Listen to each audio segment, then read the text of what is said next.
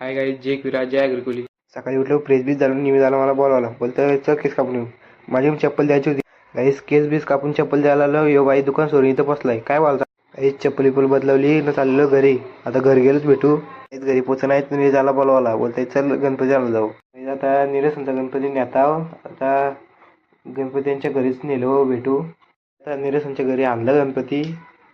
आता नेतान माणसा आतमधीन. गाईज मग संध्याकाळी घेतला मकारी काम करायला, कारण कोण नव्हता, मलाच करावं लागलं.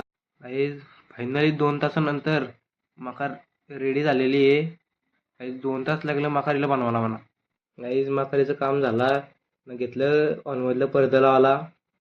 गाईज पडदे लावून झालं ना घेतली बाहेरची लाईट लावायला. गाईज बाहेरची लाईट लावून झाली. गाईज लाईट बीट लावून झाली ना घेतला जेवायला. काकाने मस्त आज पार्सल आणलेली भाजी मशरूम मसाल्याची. गाईज जेवण पिऊन झालो ना घेतला गणपती सजवायला. गाईज आजच्या या ब्लॉगमध्ये एवढाच, भेटून ब्लॉगमध्ये. बाय.